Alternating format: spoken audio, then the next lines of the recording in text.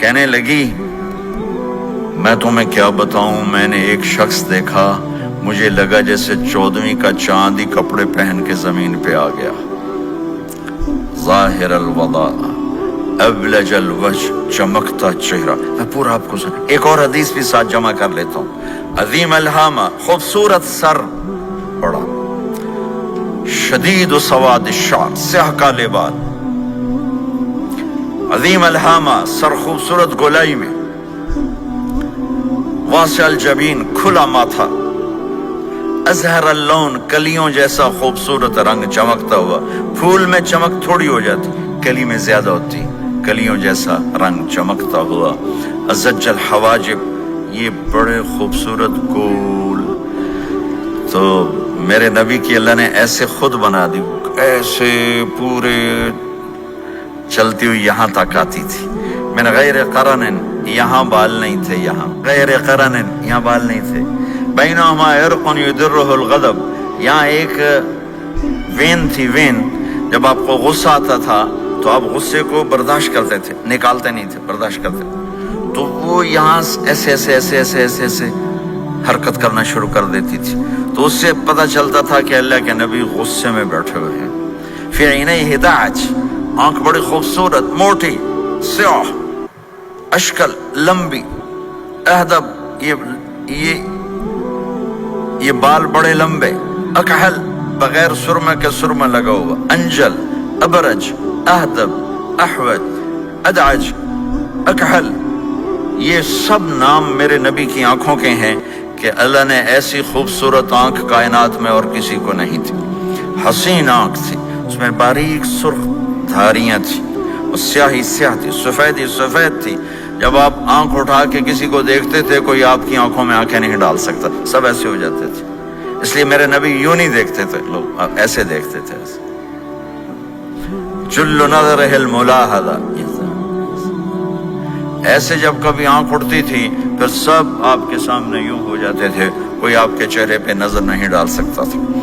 فی اشفارہ وطف، خوبصورت خوبصورت بال، اخن العرنین، ناک تھوڑا سا یہاں سے اٹھا ہوا، یہاں سے باریک، لہو نور یعلوہ، یہاں نور نظر آتا تھا، سے چمکتا ہوا چمکتا ہوا۔ غلیظ الفم، ہونٹ بڑے خوبصورت، کھلے ہوئے کھلے ہوئے اور چوڑے منہ کے ساتھ۔ اشنب براق الثنایا، مفلج الاسنان، دانت ایسے گودائی میں خوبصورت چمکتے ہوئے، جب کبھی آپ مسکراتے آپ کے دانتوں کا نور دیواروں پہ پڑتا ہوا نظر آیا کرتا تھا۔ ایسے حسین دانت تھے ہمارے نبی کے کہ دانتوں سے نور نکل کے دیواروں پہ پڑتا ہوا نظر آتا تھا۔ یہ 4 دانتوں میں تھوڑا فاصلہ تھا، باریک سا فاصلہ تھا، اس میں سے ایسے روشنیاں نکلتی تھی آپ کی مسکراہٹ کے دوران۔ سہل الخدین، یہ گال آپ کے نہ ایسے نیچے کہ کمزور ہوں، نہ ایسے ابھرے ہوئے کہ برے نظر آئیں۔ کف اللحیہ، داڑھی بڑی خوبصورت گھنی، نیم گھنگریالے، اور داڑھی میں سر میں 14 سفید بال تھے، اور ایک روایت میں 20 سفید بال تھے۔ اور کأن عنقہ جید دمیہ، اور آپ کی یہ گردن مبارک سراہی کی طرح لمبی اور خوبصورت گولائی میں، جیسے کسی نے گھڑ کے آپ کی گردن کو بنایا ہوا ہو۔ اور آواز میں جادو، فی صوتہ سحل، آواز میں جادو، آواز میں کشش، آواز میں گرفت۔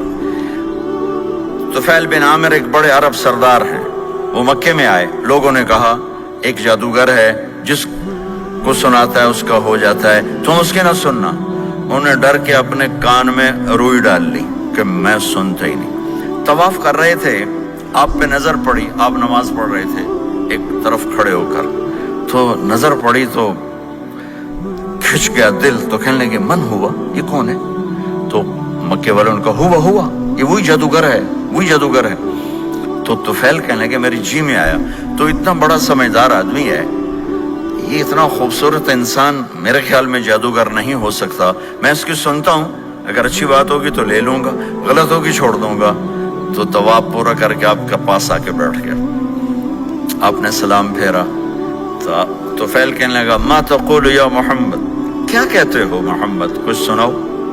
تو آپ نے چند جملے بولے، ان الحمد للہ احمدہ واستعینہ واؤمن بہ واتوکل علیہ من يهده الله فلا مضل له ومن يضلله فلا هادي له. تو وہ تڑپ گئے.